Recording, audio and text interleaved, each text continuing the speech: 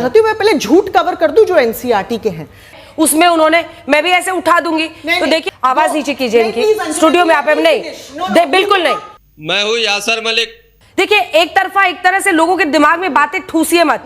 अनेकों ऐसी लड़ने के लिए नहीं आई हैं, अपनी बात कहने के लिए आई हैं। बता दीजिए व्हिच पेपर। अभय दुबे जी। और आप देख रहे हैं अपना यूट्यूब चैनल YS3 न्यूज। आप और मैं बिल्कुल विदेशी है। आर्यंस जो हैं वो 1500 BCE में ईरान से यहाँ आए। नहीं कर रहे। अगर कर रही हैं तो मैं आपकी थ्योरी को चैलेंज कर रही हूँ। हाँ तो मैडम यहाँ पे है ना 2 न्यू जेनेटिक्स।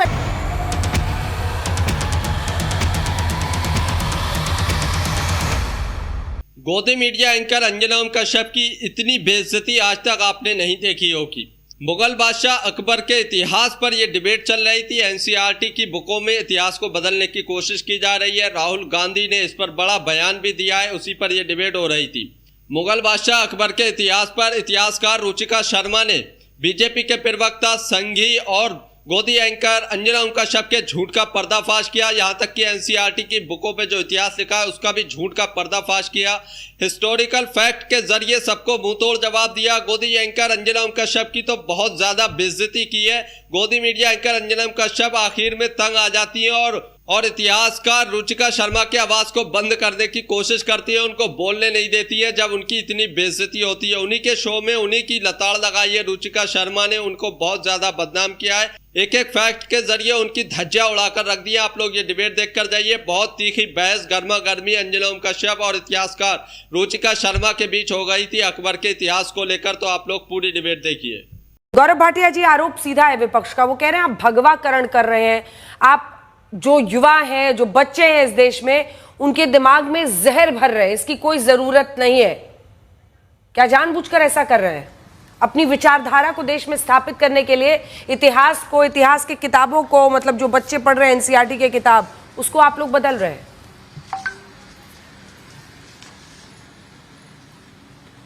देखिए अंजना जी, सर्वप्रथम तो मैं ये कहूंगा कि ये स्वर्णिम युग चल रहा है। आदरणीय प्रधानमंत्री श्री नरेंद्र मोदी जी देश के प्रधानमंत्री हैं और हमारा मूल मंत्र क्या है?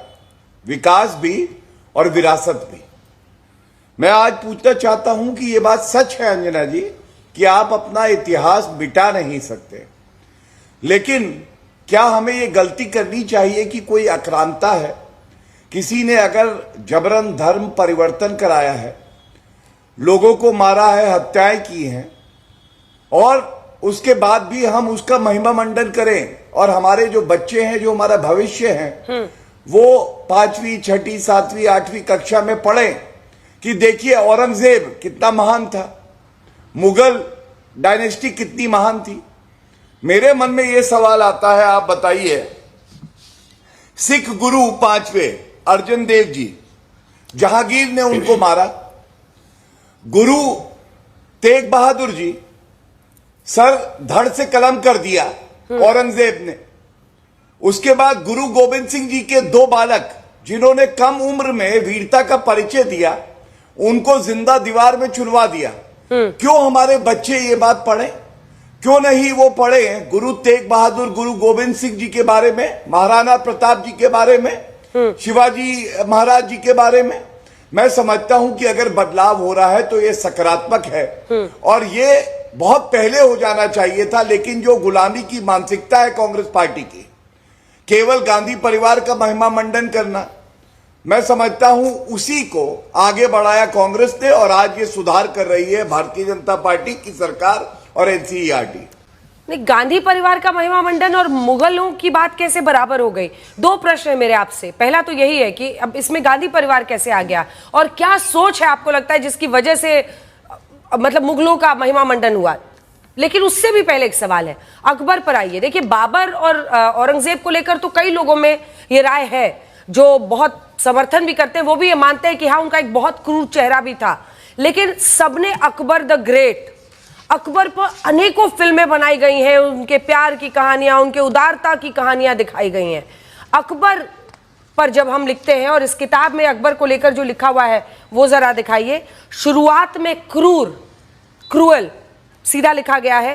ये जो एनसीईआरटी की किताब में बदलाव है, अकबर के बारे में लिखा है। नंबर 2 का ग्राफिक्स है, शुरुआत में क्रूर, बाद में सबको साथ जोड़ा। दूसरा है बाबर का, क्रूर और निर्दयी जो उनके लिए नाम, ये अकबर का है। शुरुआत में क्रूर बताया गया है, बाद में सबको साथ जोड़ा। बाबर क्रूर और निर्दयी, और उसके बाद से औरंगजेब मंदिर गुरुद्वारे तोड़वाए। और अकबर के बारे में सीधा लिखा हुआ है कि 30,000 सिविलियंस, आम लोगों की उसने सीधे बेरहमी से कत्ल का आदेश दिया था। और उसके बाद विक्ट्री संदेश, विजय संदेश दिया था कि हम सफल हुए हैं, हमने अनेकों किले पर कब्जा किया है, अनेकों शहरों पर कब्जा किया है, और काफिरों पर को जो था वो हमने सब इस्लाम के नाम पर कर लिया है। अकबर पर कौन से सोर्सेस को कोट करके आप लोग ये बात कह रहे हैं?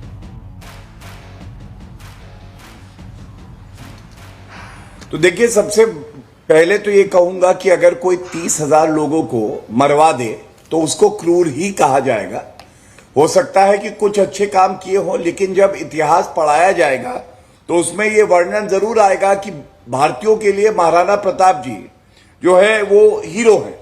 अब महाराणा प्रताप जी से युद्ध हुआ, तो जब युद्ध हुआ तो हम किसको अपना हीरो मानेंगे? सही इतिहास पढ़ाएंगे। अंजना जी, ये हक तो हमें है ना, हमारी पीढ़ी को पता होना चाहिए कि हमारा हीरो कौन है। अब ये कांग्रेस के समय से चला आ रहा है, वामपंथी सोच थी, उन्होंने ऐसे ऐसे हीरो दिए जिनको भारत के नागरिक हीरो मानने के लिए तैयार नहीं है। इसके साथ ही ये भी पता चला है, जो आया है इतिहासकार यहां बैठे हैं वो भी बताएंगे कि अकबर ने भी धर्मांतरण कराया है, उसने भी मंदिर तोड़े थे। तो मैं समझता हूं कि जब धर्म के आधार पे आप कहेंगे कि अगर कोई इस्लाम को नहीं मानता वो काफिर है, तो उसको क्रूर ही कहा जाएगा। मैं लौट रही हूं सर। वारिस जी, आप तो औरंगजेब फैन क्लब वाले हैं, तो आपसे तो क्या ही बताया जाए।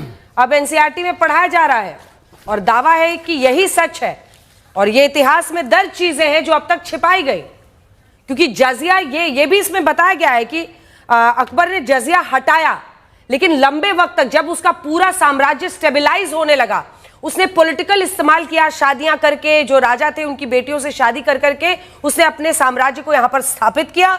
उसके बाद की लाइनें ये बताती हैं कि उसके बाद, शादी के बाद जब उसको लगा कि सब कुछ स्टेबल हो गया है, तब उसने जजिया भी अबॉलिश कर दिया था और सुलह कुल, पीस विथ ऑल का, टॉलरेंस फॉर ऑल वाला एक पॉलिसी लेकर वो आए थे। लेकिन जो पहले का क्रूर चेहरा था उसको कालीन के कतरन बनाकर नीचे छिपा दिया गया था। बच्चा सामने आ रहा है, फैन क्लब तो बड़ा नाराज होगा आपका। देखिए अंजना जी, जो बच्चे होते हैं बड़े मासूम होते हैं, ये बीजेपी वालों की तरह हिपोक्रेट नहीं होते, या इनको पोलराइजेशन करना ये वो सब नहीं आता। मगर यहाँ पे दिखाया जा रहा है कि इतिहास पढ़ाने के नाम पर नफरत फैलाई जा रही है। बच्चों के दिमाग के अंदर ये डाला जा रहा है, उनको मुसलमान मुगल लोगों के साथ जोड़कर कि देखो कितने क्रूअल थे। क्या दिखाना चाहते हो आप? अब हिस्ट्री मिटाना चाहते हो? बच्चों को ये तो पता है ना कि ताजमहल किसने बनाया, कुतुब मीनार किसने बनाया, बड़े बड़े किले जो है किसने बनाए, ये तो उनको पता है। मगर यहाँ ये डालकर सिर्फ ये बताना कि बस ये तो मुसलमान लोग थे, ये लोग इतने क्रूअल थे। अरे भाई चले गए, कौन बोलता है हम बाबर की औलाद है? कोई तो नहीं बोल रहा है। अब आपने अकबर की बात की, तो अकबर ही वो थे जो इतिहासकार बता रहे कि उन्होंने जिजिया का जो था टैक्स खत्म कर दिया। मुगलों ने इतने साल राज किया, मुगलों के राज में जीडीपी बड़ा हाई हुआ करता था। ये अकबर ही थे जिन्होंने राजपूतों को गले लगाया। अकबर की तो बात अकबर द ग्रेट करके बुलाया जाता है पूरा भारत उनको। उसके बाद में अकबर की जीडीपी का फॉर्मूला क्या चलता था तब? वो एक साथ लेने की भी बात की, ये भी वारिस जी, सब पढ़ा। वारिस जी, अरे उस जीडीपी का क्या फॉर्मूला चलता था? मेरी बात कंप्लीट करने दीजिए अंजना जी। जीडीपी का फॉर्मूला क्या था? टैक्सेशन होता था अकबर के पीरियड के अंदर, बहुत अच्छा था। मुगल लोग ने आज, अरे नहीं अभी का फॉर्मूला तो दिखाओ। मैं तो यही बोलना चाह रहा हूं, टैक्स लगता था उसको आप कह रहे हैं फायदा, चाहिए कि प्रेजेंट फॉर्मूला बच्चों को सिखाए ना। जजिया टैक्स हटा दिया गया, लेकिन जितने साल मुगलों ने राज किया उतने साल जीडीपी बड़ा हाई था। मैं नहीं बोलता, मैं इतिहासकार नहीं हूं, इतिहासकार लोग को पढ़ रहा हूं मैं, इतिहासकार बता रहे हैं। और सारे इतिहासकार आज ये लिख रहे हैं कि किस तरह से नया जो सिलेबस आया है एनसीईआरटी जो है, इसको किस तरह पढ़ो मोड़ो के बाद में एक डिस्क्लेमर भी आ रहा है। डिस्क्लेमर, अरे गौरव भाटिया, बच्चों को इतिहास छोड़ो, प्रेजेंट बताओ, फ्यूचर में ले जाओ। अगर प्रेजेंट ये बच्चों ने पढ़ लिया तो बीजेपी को थूकेगी मुंह पे जाकर कि किस तरह से मुसलमानों ने, जिन्होंने आजादी की जंग लड़ाई में अपनी जानें गंवा दी, उनका किस तरह से आप ये कर रहे हो। यहाँ पे आज आप जेएसआर के नाम पे किस तरह मुसलमानों का कत्लेआम कर रहे हो। गाय की डिबेट को पूरा देखकर जाइए। अब इतिहासकार रुचिका शर्मा अंजना ओम कश्यप की धज्जियां उड़ाने वाली है, सही इतिहास बताएंगी अकबर का और सारे गोदी भक्तों का और संगियों का जो है यहाँ मजाक बनने वाला है, धज्जियां उड़ने वाली। तो डिबेट को पूरा देखिए। 30,000 आम लोगों को मारने का जो आदेश दिया था वो भी कि बाद में उसने अपने आप को बदला। जी पहले तो मैं स्टूडेंट थी, मेरी पीएचडी हो गई है जेएनयू से, अभी मैं पढ़ाती हूँ। सेकेंड पॉइंट, मेरी एनसीईआरटी के रीसेंट चेंजेस से सिर्फ 2 प्रॉब्लम्स हैं। एक सबसे पहला प्रॉब्लम, उन्होंने काफ़ी कुछ झूठ लिखा है जो मैं फैक्ट से आपको बताऊंगी। दूसरा, उन्होंने काफ़ी कुछ इतिहास इनकम्प्लीट बताया। सिंस जिजिया इतना डिस्कस हो रहा था, सबसे पहले मैं ये क्लियर कर दूं कि ये आइडिया कि अकबर ने अपना एस्टैब्लिश करने के बाद बनाया था, जिजिया को ख़त्म किया था, ये बिल्कुल गलत है। अकबर का रेन शुरू होता है 1560 में। 1562 में जिजिया अबॉलिश हो गया था और तब तक ये कहीं भी नहीं है कि उन्होंने अपना राज कंसोलिडेट किया था। इनफैक्ट वो बड़े यंग रूलर थे और उन्होंने बड़ी यंग टाइम में ही अपना ये डिसीजन ले लिया था। एंड उनका डिसीजन बाय द वे आईने अकबरी में ये कहा गया है क्योंकि ये रिलीजियस डिस्क्रिमिनेशन पे बेस्ड टैक्स है, इसीलिए ये टैक्स को खत्म करना जरूरी है। So it's a very important thing to note कि ये बात एनसीईआरटी आपको नहीं पढ़ा रहा है। कितने साल के बाद उसने बंद किया? 2 साल के बाद। 2 साल 1560 में शुरू हुए हाँ। और 1562 में। अकबर का reign by the way goes from 1560 all the way to 1605, right? It's a long 45 years के अंतराल में फर्स्ट 2 इयर्स और ये 30,000 आम लोगों को मारने का आदेश दिया था। हाँ, उसके बाद आप आ रहे हैं 30,000। मैं 1 मिनट आना चाहती हूँ, मैं पहले झूठ कवर कर दूं जो एनसीईआरटी के हैं। दूसरा झूठ ये बोलते हैं कि जिजिया इसलिए लाया गया क्योंकि it was an incentive to convert, ताकि लोग कन्वर्ट हो जाएं, मुसलमान बन जाएं, ताकि उनको जिजिया नहीं देना पड़े। ये कौन सी सोर्स में लिखा है? मैं एनसीईआरटी को आरटीआई डालना चाहूंगी। मैं पूछना चाहूंगी आपने कौन सी सोर्स में अकबर की, अकबर के बाद की, उससे पहले की, कभी की भी जब से जिजिया इस्लामिक वर्ल्ड में लागू हुआ है, कहां लिखा है कि it's an incentive to convert? तो ये कहां से आपका आइडिया आ रहा है? आप अपनी बात बीच में ला रहे हैं, राइट? दूसरा ये जो बात है, अब आप आते हैं ब्रूटैलिटी पे, क्रूअल्टी पे। कौन सा राजा है जो किसी की टेरिटरी में जाता है और कहता है सर प्लीज मुझे अपनी टेरिटरी दे दीजिए? क्या हिंदू राजाओं ने किसी राजा की टेरिटरी में जाके उसकी टेरिटरी लेने के लिए लूटपाट नहीं मचाई? शिवाजी मुझे याद आते हैं। शिवाजी कर्नाटका में जब जो चिक्का राजा वुडेयार थे, अगेन हिंदू राजा, उनके खिलाफ जब कर्नाटक में उन्होंने अटैक किया श्रीरंगपट्टनम में, तो वो बाकायदा उनके बाखर में लिखा है कि आसपास की सारी जगहों को उन्होंने लूट लिया। फिर आप चोलास को ले लीजिए, राजाधिराजा चोला 11वीं सेंचुरी के रूलर, बहुत ही महान शासक हैं। उनके बनाए टेंपल पे। एक सेकंड आपको टोक रही हूं, चूंकि आपने छत्रपति शिवाजी महाराज की बात की। उनकी आस्था बहुत लोग रखते हैं, उनको भगवान की तरह पूजते हैं महाराष्ट्र में। और मैं आपसे सिर्फ इतना कहूंगी कि कुछ भी ऐसा ना बोले जिससे किसी की भी भावनाओं को ठेस पहुंचे या उनका अपमान हो। छत्रपति शिवाजी महाराज और उनकी जो लेगेसी है उसको पूरा देश नतमस्तक होकर सलाम करता है। इसलिए मैं आपसे बस एक रिक्वेस्ट कर रही हूं, कुछ भी ऐसा ना बोले ताकि लोगों की भावनाओं को ठेस पहुंचे। अपनी बात कंप्लीट कीजिए। नहीं, मैं बिल्कुल फैक्ट्स पे बात बोल रही हूं। फैक्ट से अगर किसी को ठेस पहुंचती है तो it's a very unfortunate thing. मैं एक काउंटर क्वेश्चन आपसे कर रही हूं कि आखिर आपकी क्या वजह है जिसकी वजह, एक सेकेंड, क्या वजह है जिसकी वजह से आप जो विदेशी यहां पर आक्रांता आए या अग्रेसर आया, वीजा वी जो यहां के राजा थे, उनमें आप कोई भी डिफरेंशिएशन करने को तैयार नहीं। मैं फिर से आपसे पूछ रही हूं, मेरा प्रश्न सिर्फ इतना है कि देखिए यहां पर भी राजा थे और सब अपना साम्राज्य फैलाने के लिए युद्ध लड़ते थे, लेकिन जब विदेशी यहां पर आकर आक्रमण करके यहां पर लोगों को स्लेव बना रहे थे या जजिया उनसे ले रहे थे, आप दोनों को एक तराजू पर कैसे रख सकते हैं? जी, सबसे पहली बात तो अगर विदेशी मारे तो वो ज्यादा गलत और देशी मारे तो कम गलत, ये मैं नहीं मानती हूं। दूसरी बात, विदेशी का क्या कॉन्सेप्ट है? आप और मैं बिल्कुल विदेशी है। आर्यंस जो हैं वो 1500 BCE में ईरान से यहां आए, तो पूरा का पूरा India he at this particular moment, अपना आप डीएनए चेक करा लीजिए। 2019 में 2 स्टडीज हुई थी, सेल में और साइंस जर्नल में, जाके पढ़िए। वहां कहते हैं कि अप टू 30% जो डीएनए है वो आर्यन डीएनए। ठीक है, ओम जी को दिखा दीजिए इनके साथ। कहां से 30,000 पे आइए, वापस आइए। BCE से आ रहे हैं। ठीक है, तो आप ये स्वीकार कर रही हैं कि अकबर ने 30,000 लोगों को मारने का आदेश दिया था? मैं ये स्वीकार और कर रही काफिर की बात की थी। मैं ये स्वीकार कर रही हूं किसी भी ऐसा कोई ऐसा राजा नहीं है जिसने इस इंडियन हिस्ट्री में कत्लेआम ना आप हिस्टोरियनों के फैक्ट से क्यों भाग रही हैं? 45 मैं आपसे पूछ रही हूँ 30,000 का आदेश दिया था नहीं दिया था? अकबर या ये झूठ है? अकबर के 45 इयर्स के रेन में आपको बस एक इंसिडेंट मिला और एक इंसिडेंट के बेसिस पे आपने उसको पूरा डिस्कस कर दिया। मैं 15 इंसिडेंट ले आऊंगी चोलास के। अंजना जी दुर्भाग्य से अंजना जी दुर्भाग्य से पूरे जो इतिहास लेखन है पिछले 6-7 दशक में उसको सर के बल खड़ा कर दिया गया था, उसको अब हम पैर के बल खड़ा करने की कोशिश कर रहे हैं। इसमें बहुत सारे लोगों को दिक्कत हो रही है। इनफैक्ट इतना डिस्टॉर्ट किया गया, इतनी विसंगतियां और इतने गलत तथ्यों को उसमें घुसा गया, दूसरे बहुत ज्यादा उसको इम्बैलेंस किया गया। उस इम्बैलेंस को और उस विसंगति को ठीक करने का प्रयास हो रहा है। आक्रांता थे, रुचिका जी कह रही हैं कि आक्रांता, हम आप भी आक्रांता हैं।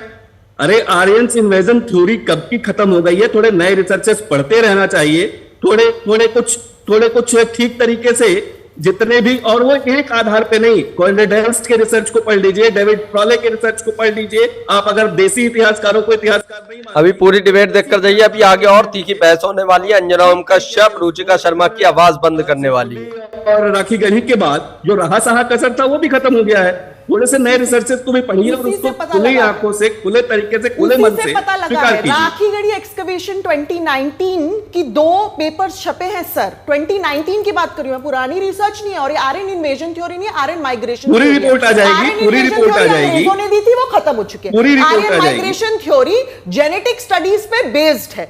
पूरी दुनिया में ये बात मानी जा चुकी है, linguistically, historically, archaeologically and genetically, कि आर्यन माइग्रेशन 1500 BCE में वेव्स में हुई थी। और इसका पुख्ता सबूत आपका मेरा ब्लड है, आप जाके कर लीजिए। अप टू 30%, और अगर आप हरियाणा से हैं तो अप टू 40%। आप वहां से यहाँ आए या यहाँ से वहां गए, इसको भी ठीक से समझना चाहिए। सेंट्रल एशियन स्टेप के जो लोग आए थे उनका डीएनए मिलेगा। इसमें कोई मैं अपने आप से बोल के नहीं, मैं आपको पेपर दिखा दूंगी। बिल्कुल ठीक बात है, डीएनए मिलेगा, लेकिन वो डीएनए यहाँ से वहां गया कि वहां से यहाँ वही दिखा दूंगी। ये भी तय करना पड़ेगा ना आपको पूरी। अगर आपने स्कूल में अगर आपने अच्छे से हिस्ट्री लेसन नहीं पढ़ा तो इसका मतलब ये थोड़ी है विजयनगर के बारे में पढ़ाया नहीं जाता। हर एनसीईआरटी किताब में, कोई भी एनसीईआरटी किताब खोल लीजिए, उसमें विजयनगर के बारे में पढ़ाया है। आपको कृष्णदेवराय के बारे में नहीं पता, किस बच्चे को कृष्णदेवराय के बारे में नहीं पता, किस बच्चे को। ठीक है, लेकिन रुचिका, एक सेकंड आवाज नीचे कीजिए रुचिका। लेकिन आपने भी बहुत अहम फैक्ट को छिपा कर रखा, या शायद आप जानती नहीं थी कि new DNA study challenges Aryan invasion theory. और ये एक second, let me complete ma'am, मैंने आपको बोलने दिया। देखिए, एक तरह से लोगों के दिमाग में बातें ठूसिए मत। अनेकों ऐसी स्टडीज आई हैं जो कि मेजर इंपॉर्टेंट जर्नल्स में पब्लिश हुई हैं, सेल में पब्लिश हुई हैं, जिसमें सीधे चैलेंज किया गया है आर्यन इन्वेजन थ्योरी को। Indo US team of researchers ने यह कहा कि हड़प्पन एरा से लेकर जो उन्होंने तमाम सबूत इकट्ठा किए हैं उसमें उन्होंने, मैं भी ऐसे उठा दूंगी। तो देखिए ना, ऐसे फ्रैगमेंटेड पेपर्स के दम पर मैं आपको झूठा प्रोपेगेंडा नहीं फैलाने दूंगी। वापस दिखाइए अन्य मेहमानों को please. No, I am telling you ma'am, please हमेशा गार्डेड होके बोलिए। अगर आपकी थ्योरी को चैलेंज करने वाले लोग हैं तो उनकी भी बात करिए। हम सिरे से आपको खारिज नहीं कर रहे। अगर कर रही हैं तो मैं आपकी थ्योरी को चैलेंज कर रही हूं। हाँ, तो मैडम यहाँ पे है ना, 2 न्यू जेनेटिक स्टडीज अपहेल्ड इन। अब आपकी डेट बताइए, कब है, कब की डेट है? अरे भाई, मेरी 2019 की। तो वही है ना, there is fragmented argument. No fragmented एकदम देखिए ना, we should not aggressive body language से कोई सही नहीं होता। आराम से बात कीजिए। चलिए अन्य मेहमानों को दिखाइए, क्योंकि कई डीएनए स्टडीज आई हैं and this is as latest as 2020, जिसमें सिरे से ऐसे गलत चलाए। आवाज नीचे कीजिए इनकी, स्टूडियो में आप नहीं, बिल्कुल नहीं। Don't you, I will decide who will speak. Number 1। Number 2, अगर आपके आर्ग्यूमेंट्स हैं तो यहां पर भी आर्ग्यूमेंट है जो उसको चैलेंज कर रहा है। तो आप बियॉन्ड अ पॉइंट लड़ने के लिए नहीं आई हैं, अपनी बात कहने के लिए आई हैं। बता दीजिए व्हिच पेपर। अभय दुबे जी, मैं बता रही हूँ, सेल जर्नल खोलिए, पढ़िए। और ये तमाम ऐसे आपको एग्जैक्टली खोल के बता, मेरी रिसर्च टीम जो भेज रही है वो बहुत इंपॉर्टेंट जर्नल्स की बात कर रही है और अकम्प्लिश न्यूज़पेपर्स की बात कर रही है। सेल जर्नल, अभय दुबे जी, आप हाथ उठा रहे थे, जल्दी से अपनी बात कहिए। अभय दुबे जी बोल, स्टूडियो को ऑफ कर दीजिए। अंजना जी, इस शो में ये बात सिद्ध हो गई कि अगर बच्चों तक इस तरीके से हम अपना इतिहास पहुंचाएंगे तो क्या भविष्य के भारत का हाल होगा।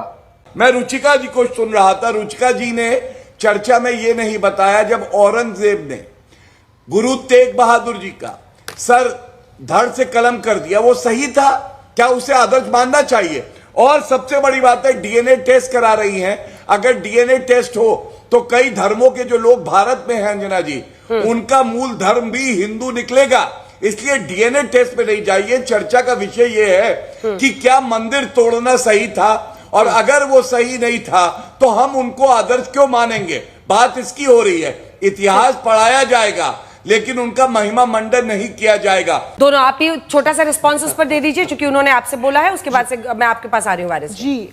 तो सबसे पहला जो इन्होंने मुझे बोला, उसका रिस्पांस देने से पहले 1 मिनट, मैं बस ये सेल का 2 लाइन, सेल का जर्नल है ये, आर्यन माइग्रेशन थ्योरी पे, आप कोई भी जाके पढ़ सकता है। This is not me, this is not a news media outlet, this is from a paper. आप you are free to draw your own conclusion. Unlike NCERT, मैं किसी को ब्रूटल क्रूअल नहीं बोलूंगी। I am just going to take 2 lines. It says the Iranian related ancestry in the IVC Indus Valley civilization derives from a lineage। तो आप लोगों ने ये पूरी डिबेट देखी, आप लोग इस डिबेट के बारे में क्या कहते हैं, अपनी राय जरूर दीजिए। और जो रुचिका शर्मा ने इतिहास बताया है उसके बारे में आप क्या कहते हैं, कमेंट करके जरूर बताइए। Different groups of hunter gatherers who began farming आपका टाइम खत्म हो गया, पढ़ लिया आपने, आपको समय दिया था मैंने डीएनए पे, आप जवाब दे सकती थी, आपने दिया। तो दोस्तों, आप लोगों ने ये पूरी डिबेट देखी। आप लोग इस डिबेट के बारे में क्या कहते हैं, इस पर अपनी राय जरूर देकर जाइए। राहुल गांधी का एक बयान आया जिसमें उन्होंने कहा कि आरएसएस पूरे शिक्षा मंत्रालय पर कब्जा करना चाहती है, तमाम इतिहास को मिटाकर भारत के युवाओं को, भारत के बच्चों को गलत इतिहास पढ़ाने की कोशिश कर रही है, जिससे पूरा देश बर्बाद हो सकता है। ये बयान आया था राहुल गांधी का, जिस पर गोदी मीडिया एंकर अंजना ओम कश्यप ने डिबेट की, मुगल बादशाह अकबर के इतिहास को लेकर डिबेट की, जिसमें एक इतिहासकार रुचिका शर्मा आई हुई थी। उन्होंने सारे हिस्टोरिकल फैक्ट के जरिए तमाम गोदी चैनलों को और तमाम बीजेपी के प्रवक्ता और तमाम संघियों को सही रास्ता दिखाया और उनके झूठ का पर्दाफाश किया है। आप लोगों ने ये पूरी डिबेट देखी है, आप लोगों ने देखा होगा कितनी गर्मा गर्मी इस डिबेट के बीच हो गई थी। 2 इतिहासकारों के बीच गर्मा गर्मी हो गई और साथ ही साथ गोदी एंकर अंजना ओम कश्यप और रुचिका शर्मा के बीच भी गर्मा गर्मी हो गई थी, और अंजना ओम कश्यप ने रुचिका शर्मा को बोलने नहीं दिया। तो इस पर आप लोग क्या कहते हैं, इस पर अपनी राय जरूर देकर जाइए। और जब अंजना ओम कश्यप ने बीजेपी के प्रवक्ता से एक सवाल पूछा अकबर के इतिहास को लेकर, तो उन्होंने किस तरीके से जवाब दिया कि हम अपने बच्चों को, अपने देश के भविष्य को जो है अकबर महान था या मुगल बादशाह महान थे, इस तरीके से पढ़ने नहीं दे सकते, बल्कि उनकी क्रूरता ही दिखाई जाएगी। ये किस तरीके का जवाब था, आप लोग इस पर भी ज़रूर बता कर जाइए। अगर आप भी गोदी मीडिया का विरोध करते हैं तो हमारे चैनल YS3 न्यूज़ को अभी सब्सक्राइब कीजिए। वीडियो अच्छी लगी हो तो लाइक कीजिए, और ये भी बता कर जाइए कि जो अब मुगल बादशाह अकबर का जो इतिहास खंगाला जा रहा है और ये मुद्दा बनाया जा रहा है, जबकि बिहार इलेक्शन करीब है, तो किस मुद्दे को छुपाने के लिए इस मुद्दे को उठाया गया है। और टीवी डिबेटों पर गोदी मीडिया एंकर जो है इस डिबेट को करते नजर आ रहे हैं। अब इसी पर चर्चा होगी कुछ दिन और तमाम मुद्दों को छुपा दिया जाएगा, तो आप लोग इसके बारे में ज़रूर बता कर जाइए। अगर आप लोग भी रियल अपडेट पाना चाहते हैं इंटरनेशनल न्यूज़ की, तो हमारे एक्स यानी ट्विटर अकाउंट को अभी जाकर जो है फॉलो कर लीजिए। वहाँ पर हम डेली की हर अपडेट इंटरनेशनल न्यूज़ से रिलेटेड जो होती है, चाहे वो US की हो, ईरान की हो, फिलिस्तीन की हो या इजराइल की हो या कोई भी इंटरनेशनल न्यूज़ होती है, सबसे पहले हम वहाँ पर डाल देते हैं। तो हमारे अभी एक्स को जाकर जो है फॉलो कर लें, लिंक डिस्क्रिप्शन में दे रखा है और बायो में भी ऐड कर दिया है। तो ज़रूर से ज़रूर जाकर एक्स पर अभी फॉलो करें और वहाँ पर जाकर हमें सपोर्ट करें, अपना प्यार ज़रूर दिखाएं।